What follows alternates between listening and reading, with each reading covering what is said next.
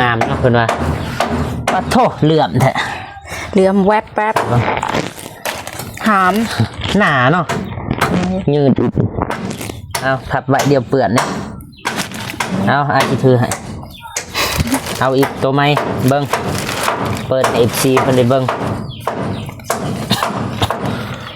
แห้งงามตัวนี้โอ้โซน่าทองเด้นี่ใส่ลองมั้งลองตั้งบริโซรักษาแม่พิมพ์รู้ใจ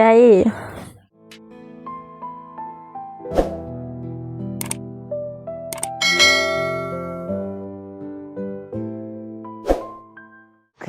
เพื่อนพี่น้องเปิดภาพมาอยู่บ้านน้องเดิมตอนนี้ต่อจากคลิปที่แล้วเนาะที่ว่าคลิปที่เบาฝนแล้วก็เบาเจ็บเบาตูนเนาะได้ไปซื้อสังกะสีให้น้องเดิมหรือว่าเฮ็ดบ้านหรือว่าเฮ็ดเฮือนครัวให้น้องเดิมเนาะต่อจากคลิปที่แล้วแล้วก็เบาฝนก็สิเอาสังกะสีลงเพราะว่าตอนนี้ก็ฮอดแล้วฮอดบ้านฮอดเฮือนเนาะพี่น้องเอาไปเบิ่งบรรยากาศทางสร้างเพิ่นเฮ็ดหยังทางน้องเดิมเพิ่นเฮ็ดหยังตอนนี้เนาะอ๋อสังกะสีนี่ยาว5 เมตรนะพี่น้องแต่ว่ารถนี่3 เมตร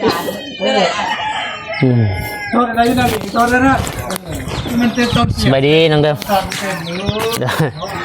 น้องดื่มสบายบ่สบายบ่โดยเจ็บคอแดงสบายดีเด้อไอคอนมาให้สบายดีเด้อพ่อแม่พี่น้องพี่ใหญ่ใจบุญทุกท่านสบายดี FC ทั้งไทยทั้งลาวอยู่ต่างประเทศหรืออยู่ในบ้านก็ขอสบายดีและสวัสดีเบิดสุขุสุขเด้อสบายดีเป็นหยังบ่สบายเป็นหยังรู้สึกในอาการเป็นหยังเจ็บหัวแหงคือมันเป็นดืดไม่เกณฑ์มันจะคิดลายจนในโรคซึมเศร้าตาก็เจ็บตาแดงเลยเป็นแบบคืนน้ำตาสิไหลเบิ่งก็ฮู้ว่าบ่สบายแต่เฮาเบิ่งเฮาก็ยังฮู้เป็นจักมื้อล่ะตอนเช้าแสดงว่ามื้อนี้กำลังเป็นเลยบ่บอกอ้ายซื้อยามาแต่ตลาดเพิ่นอ้ายก็บ่ฮู้นึ่งข้าวแล้วก็สิมานอนมาผักพร้อมจะอาบน้ำมาผักอยากให้นะฮะมันเจ็บแห้งบ่ไปบ้องหมอจังบ่เจ็บแห้งปานใดไปบ้องหมอไปสักยาไปบ่ไปอยู่แถวนี้มีบ่คลินิกเถินบ่มีไก่ห้องหมออยู่กับปื้อแต่ว่าบ่เป็นยังถ้าเบิ่งอาการคันเจ็บหนักกว่านี้สิไปโทรหาอ้ายเด้อโดยสั่นน้องเด่นไปครับเฮ็ดเวียกโอ้เฮ็ดเวียกบ่ไปเฮ็ดยังไปนึ่งข้าว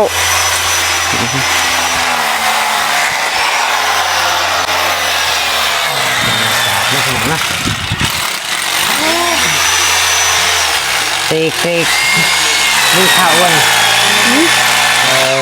นึ่งข้าวจะคนกิน2 คนกับสางสางกินข้าวนี่บ่โดยแม่นบ่โดยโอ้ตอนแรงกินข้าวนี่เนาะสาง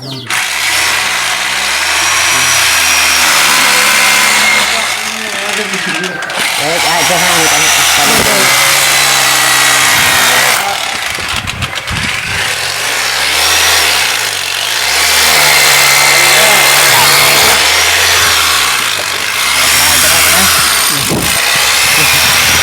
สบายดีได้เด้อ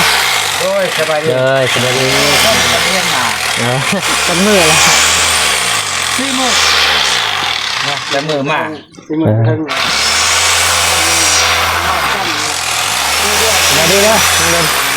สบายดีบอลตูนสบายดีบอลเจ็บสบายดีใส่เบาอยู่แค่ดนแล้ววันนี้โอ้ป้าฮักเห็ดเลยเจ็บแล้วบอลเจ็บเห็ดแล้วทำลายยังเลยไหมทำลายกำแพงบ่นี่ลีคือบ่เห็นจะเสียเลยไอ้แดงตะเลยน้องแบบมันบกจักเทเลยนี่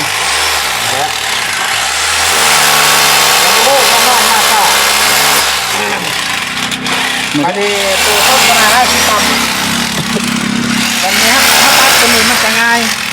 ใช่มันจะปาเลยเนี่ยเจ็บมองเหยียบเลยปลามือเจาะน้ำบอลเจ็บมองเหยียบเลยเราจะขึ้นมองเหยียบตั้มตัวนี้เป็น จะได้ตัวนี้อ่ะมันเป็นอะไร เอานะคันสิเฮ็ดมันยาวไปหันมันก็สิยากอะนะมันเกะกะคือว่าเจ็บเพิ่นว่า ยันถูกเตะถึงยังไง แม่นงัดออก แสดงว่าบนเหยียบบนวางเกิบเนี่ยมัน มองนี่แหละ เท่ากับพื้นเลย แม่นพอแล้วเฮาเข้าออกเข้ามานี่เฮาก็เข้าได้เลย นับคันสูงสำนีมันก็ พอดีต่ำ ได้นี่ต่ำ เสื้อขาวสำนียังต่ สำเร็จว่าสิเฮ็ดมองนี่แหละประตูนี่มันง่ายบัดนี้ บ่รบกวนบ่ ำรบกวนปลาก่อนลมเบียร์ก่อน อืม ป้าบริมา4 มื้อเลยถือว่าไวเติบเลยนี่ แม่น 4 มื้อบ่3 มื้อ4 มื้อประมาณนี้เลยบ่ อันนี้เฮ็ดเดียวบ่ไอ้ แม่น เดียวยังสีเนาะ แม่น จังสี นี่ก็สิเอาไม้ต่อขึ้นตัวนั้นแล้วก็ดิ้วขึ้นเลยนะเฮ็ดจังสั่นนะ จืออยู่บอนนี่บ่มีเคสนี่แหละบ่เก็บเพิ่น เฮ็ดบ่ที่แม่นนี่ที่แม่นแล้วเด้อบ่แม่นบ่ แม่นแล้วนี่ มาแม่นตัวถึง 1 กับ ซอง 2 ซองเบาใจพันซอง 1 กับ 2 ซอง โอ้ บ่นี่เพิ่นเฮ็ด อ๋อนี่กับนี่มา แม่นตัวนี้หันเบาอีสังเลย บ่มี เบามิก แม่นแต่ก็งามแต่ก็ได้เบิ่งในคลิปของ ต่ บ่ อ เก็ อี บ กนี่อายเองอีก เพราะว่าน้องเพิ่นอยากได้ ตัวนี้มีเหล็กบ่ มีแล้วบ่มีมันก็บ่อยู่ล่ะต้องเอาเหล็กยิงใส่เสา ได้อ้ายไปเบิ่งอันนี้สังกะสี 5 เมตรบ่ 5 เมตร โอเคถึกแล้ว ซาวเลย ปรับแล้ว แล้วก็ตะปูกรุบ ตะปูกรุบเป็นธงแต่ว่าแม่เพิ่นคือเป็นแก๊สแต่ว่าบ่ได้คือเป็นแก๊สเป็นธง เป็นทงนั่นแหละสื่ออยู่เป็นแก๊สมันก็ลายโพ บ่แม่นแก๊สเป็นอีหยังเป็นกับ แม่นเป็นกับหันหน้าเล็กตะปูน่ะมัน ตอก บ่ได้ สังกะสีเนาะ ตอกสังกะสี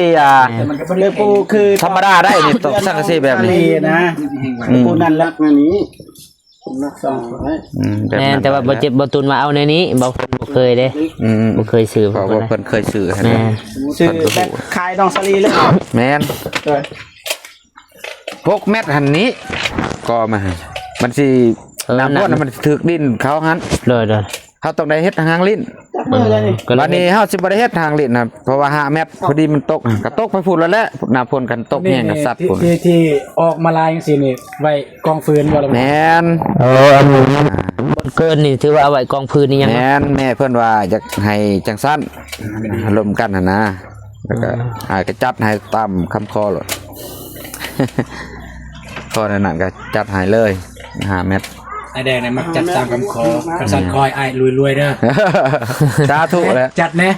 จัดให้ตัวเองด้วย โอ้ยมันจะคันว่าบ่ถึกเลขก็บ่รวยแล้ว สาธุ จักมื้อใดมันสิถึกนะ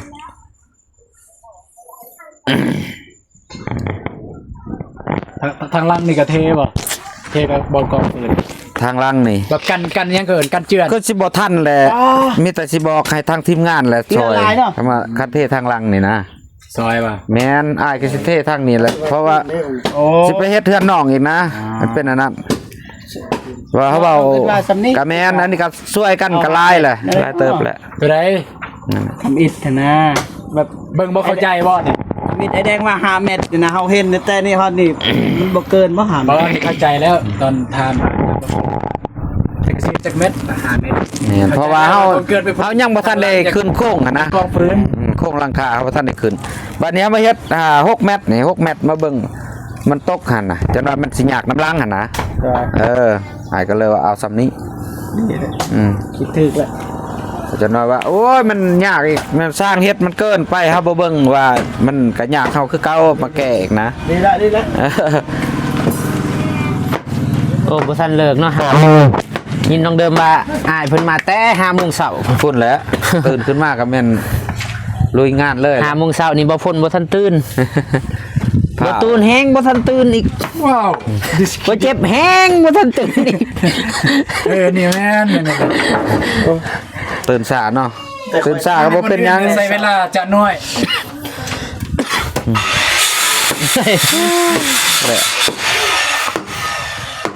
เด้มันจะ ใบเมินตัดเล็กกระจักกระเมียนอยู่ใส่แหละสร้างเพิ่นก็ดิบ่เห็นอยู่นี่ เอาปะอยู่ใช้สังกะสีนี่อ้ายสิเอาลง เอาลงบ่เด้ออยู่ใส่เด้สิปาได้บัดนี้นะ นี่แหละบนนี้เนาะ บ่ได้ก็มีไผ กองไว้บนนี้ นี่ บ่ นี่มองนี่นี่ ได้ มองนี่ แสด ดงว่าดินบล็อกในเรือ เหลือไอ้ซื้อให้ซื้อ300แม่ ที่บ่พาใหญ่เนาะบ่ได้ 350เหรอ ป้าจะหน่อย พอ สิ ดีกันเพราะว่าอย่าง สิเอาสังกะสีลง ใส่แคมมันแล้วก็เอาดินมาปั๊บ อันแหละมันก็ถึกเป๊ะคือกันแหละเพราะว่าใส่แคมมันเด้พูด ใส่แคมแล้วเอาดิน เอาดินเข้า พอดีงามเลยกำลัง นี่ดิเอา กระเทเลยโหลด เรืออยู่ตามไป เนี่ย ไปมีแต่ว่าเอาอันนี้ก่อนเอากินข้าวกินน้ำนะหิวเลย เอาสังกะสีลงวะ เด้อ เอาเลย ไป กินข้าวจะสั่ง เอาลงสุดท้ายมื้อนี้ได้ซองก่อนกำลัง ขึ้นหลังคาเลยเป็นหยัง ประกอบ เฮ็ดหลังคา สัง ก่อน กะสี กันหน่อยบ่ ไม่อันเรียบร้อยแล้ว แม่นเรียบร้อยแล้ว ป้าไม่สุดหนึ่ง จะตัด แม่ ใส่เลย น นะ ก็บ่ได้ติซองประกอบอาวุธกำลัง กองร้อนบาทนะนั่นแหละ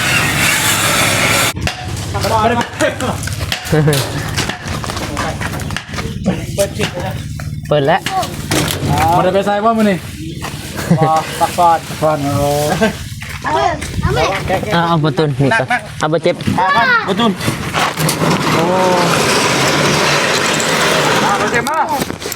สอบใส่กำลังนะ ผ่าออกก่อน อย่าพาเด้อ เอา มันสิบาทมือโอ้ บ่หนักบ่ขันหนักกับบ อลตูนก็ได้เลย โอ้บอลนี่มักลำบากเลยสิไปซ่องเที่ยวกับบอ สู้เด้อ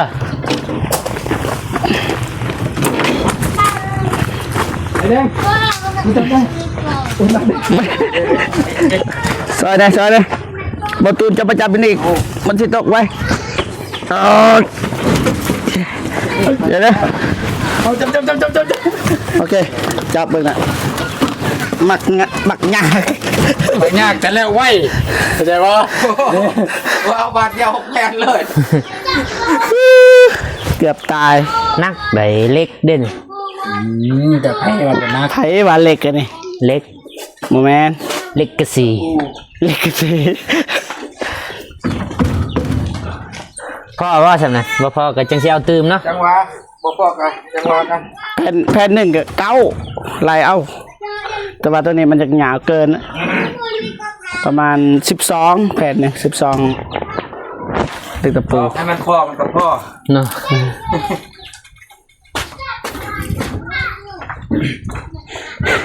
โอ้บาเบิดเลยนะมันจะเห็ด ใส่ อ๋อแต่ถ้ามีแต่เอาขึ้นมาระวังเลย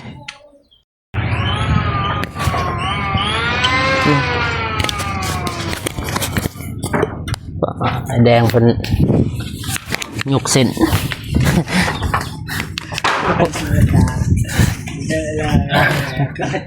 สวัสดีเทื่อนึง โดย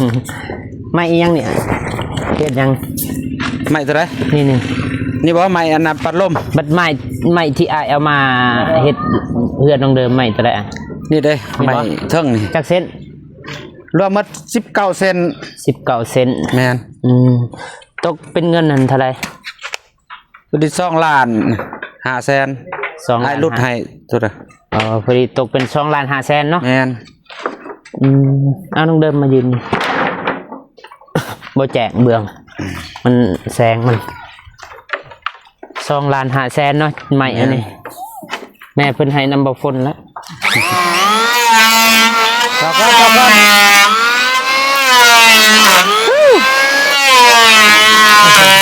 ได้ยิน หนาวนะพอก่อนเขาสิถามก่อนพอก่อนถ่ายคลิปก่อน ครบแล้วบ่ใหม่อันนี้อ้ายครบ ไม่นี่บ่ หรือ ว่า ว่ายังบ่พอ ครบกับบ่ครบแล้วได้ใส่ไม้เก่าเพราะว่าแม่เพิ่นว่านั่นน่ะนะมันว่างบมันบ่มีหลายหั่นนะ เพราะครบกับบ่ครบแล้วยังค้างทางใช่ สิเอาไม้จะใส่บัด ใส่ นี้ แม่น ไม้ต่อ แม่น ไม้อันนี้เนาะ นั่นแหละไม่ตัวได้มันใส่ได้อันเนี้ย เด้อ อืม ไปเป็นนั่งพุ่นก่อนนะแป๊บนึงขอเวลาก่อนเด้อแป๊บนึงไปนุ่งเดิม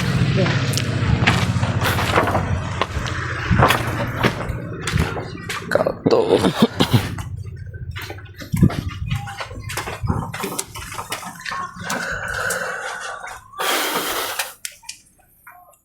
บ่ฝนก็สิมอบเงินค่าใหม่เนาะอ้ายเนาะใหม่19 เซน แมนใหม่6 เมตรเมตร19 เซน 3 โต้แล้วก็ใหม่ค้างใหม่4 เมตร1 โต้ใหม่หน้าใหญ่เนาะ พอดีตกเป็นเงินก็2,500,000 2,500,000 แต่ว่าทางแม่เพิ่นก็โอนบ่ครบมีแต่ว่ามื้อหน้าทาง เองกันแจ้งบ่นั่นบ่ถือ เด้อๆ ลงแจ้งว่าเอามาอีกเส้นหนึงอันมาใส่คางตัวนั้นคือ เด้อ อันน่ะสาว มีแต่ว่าทางบ่ฝนก็สิเอาเงิน2 ล้านกับ1 แสนให้อ้ายก่อนแล้วก็ โดย เงินที่เหลือทางแม่เพิ่นก็จะไล่ตามหลังเนาะ โดย ไล่ตามหลังพร้อมกับค่าสร้างเฮ็ดบ้านหรือว่าเฮ็ดเรือนควายน้องเดิม โดย เอาเป็นว่าตกลงง่ายเนาะ ตกลง ช่วยสับไฟดิ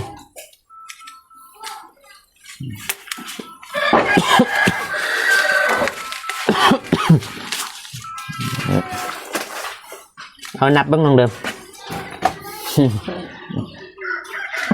มีเรืออยู่ไหนฮะ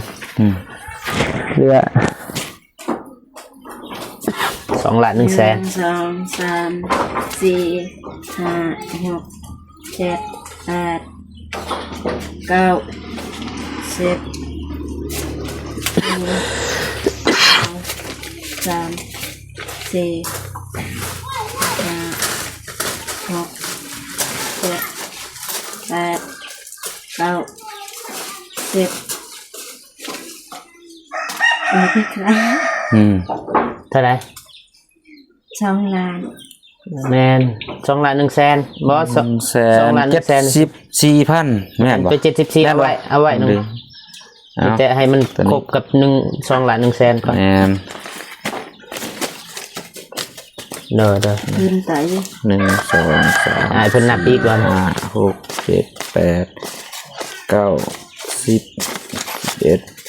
12 13 14 15 16 17 18 19 20โอเค เอ็ดเนาะ โดย ก็ยังเหลือเท่าไหร่บ่เนี่ย ยังเหลือ400,000 400,000เนาะถือว่าไม่ยังก็คันว่าตัวใดมันบ่พอนะอยากให้อ้ายเสนอทางบางคนเองก็ได้หรือว่าทีมงานเบิดทุกคนก็ได้หรือว่าที่เสนอทางน้องเดิม โดย ก็ได้หรือว่าแม่ๆเพิ่นก็ได้ก็ประสานหากันน่ะแต่ยังเหลืออยู่ 400,000 บ่คันเอา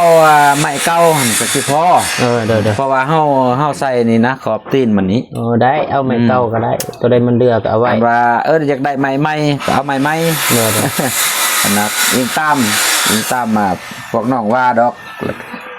ได้ยินแม่เพิ่นว่าคือว่าคันว่าตัวใดมันบ่จำเป็นก็เอาไม้เก่าใส่ก็ได้ล่ะ เด้อเอามอบก่อนน้องเดิมมอบแบบสุดท้ายสร้างมอบให้น้องเดิมหน่อยนี่บ่แม่นน้องเดิมมอบให้สร้างเอา1 2 3เอาโอเคขอบใจเด้อขอบใจคือกัน ก่อน เด้อพอบ่ฝนก็มีเครื่องสิเอาให้น้องเดิมอีกเครื่องแม่เพิ่นฝากมาจากฝั่งไทยเพิ่นขอบใจขอบใจเดิมเอาใหม่ เสียรถไถ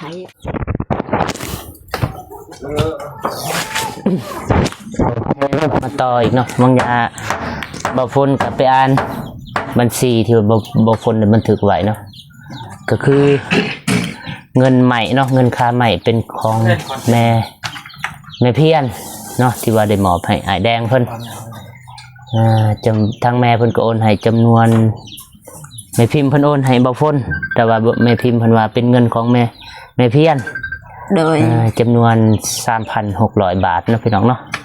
บ่ฝนก็ได้มอบให้ทางอ้ายแดงเพิ่นจำนวนเป็นเงินกีบก็ประมาณ2.3 ล้านแต่ว่าบ่ฝนก็มอบให้อ้ายเพิ่น2.1 ล้านแล้วก็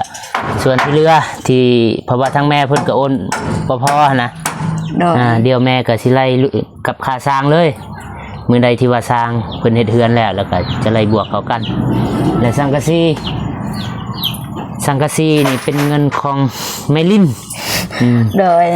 เพิ่นโอนมาให้เบาฝนเนาะ 3,700 บาทถือว่าเกินนั่นแหละจะสิว่าอะไรเนาะเพราะว่าทำอิฐทางแม่เพิ่นก็ว่าสิโอน 3,600บ่3,500ประมาณนี้แหละแต่ว่าทางแม่เพิ่นเปลี่ยนใจอีกโอนเกินอีกเป็น3,700บ่ฝนก็ได้เอาเป็นเงินกีบเนาะก็ตกอยู่ประมาณ2,500,000ประมาณนี้แหละ โดย แต่ว่าได้ซื้อสังกะสี2,300,000สังกะสีนี่ที่บ่ฝนได้มาส่ง แต่ว่าบ่ฝนได้จกเอาเป็นเงินของบ่ตูนก่อนแม่เป็นโอนน้ำลังแล้วก็บ่ฝนสิส่งคืนทางบ่ตูนอีกจ้ะนะ โดย โอเคบ่ฝนก็สิเข้าเรื่องอีกเรื่องนึงคือว่าของฝากจากแม่พิมพ์ฝากกับน้องเดิมแล้วก็บ่ฝนบ่ฮู้ว่ากล่องสิจับผู้ใดเนาะระหว่างน้องเดิมกับบ่ฝนแต่ว่าบ่ฝนก็ไปเอา โอ้จัดตัว น้องเดิมแกะเบิ่งเอา โดยขอบคุณครับ แกะเบิ่งเลยตอนนี้ มือกระสันแล้วเนี่ย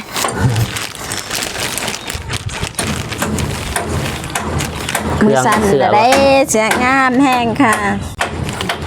งามเนาะเพิ่นว่าปะโถเหลื่อมแท้ เหลื่อมแวบแป๊บ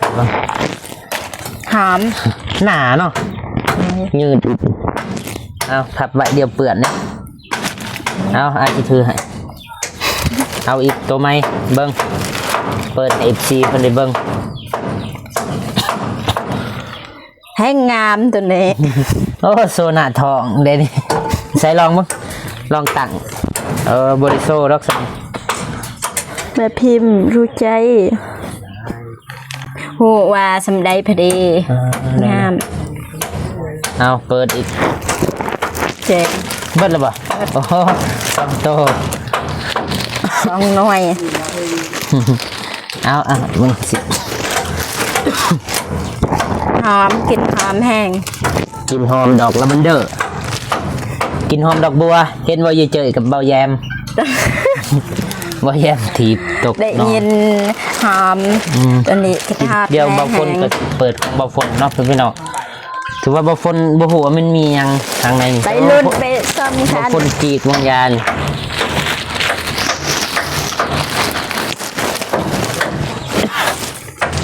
เจ็บมือถืออันนั้นออสป่ะ ปาโทเสื้อกีฬาง ามเหมาะเลยกับไอ้สายพ้น ทีมชาติอังกฤษสีขาว เวลาไปเตะบอลใส่เสื้อตัวนี้ แอนมันจะเก่งคือเวนลูนี่เพราะว่าเสื้อทีมชาติลูนี่เนาะพี่น้องเนาะไป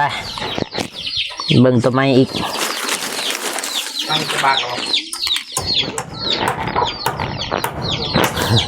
เสื้ออีกอยังได้นี่อีกอยังอ่านอะไรลองเดิม โอ้โห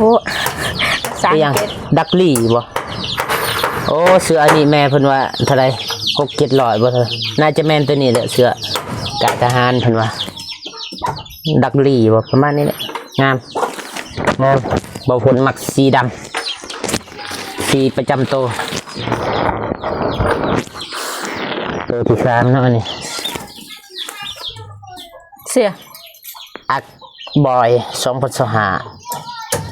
ซ็อกเกอร์บ่ยังบ่ฝนอ่านผิดก็ขอโทษขออภัยเด้อทูนาเมนต์ซ็อกเกอร์ทูนาเมนต์เนาะ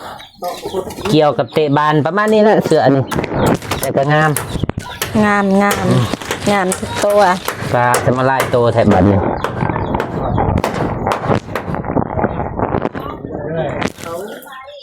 เสื้อ CMM CM มันสีฟ้างามคือกัน งามทุกตัว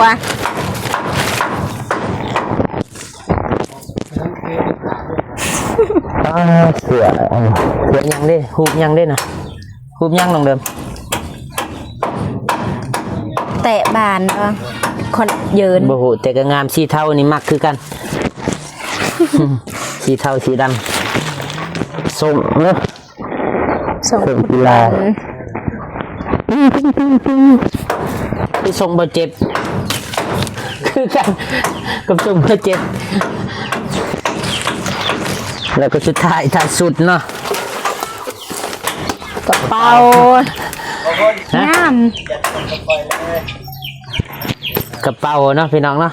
กระเป๋างามแห้งปรับมึกสิบเลย แกงกะรู กระเป๋าแกงกะรูเนาะทางแม่พิมพ์เพิ่นจัดให้บ่าวฝนแล้วก็น้องเดิมเอาขอบใจแม่เพิ่นบาทนี่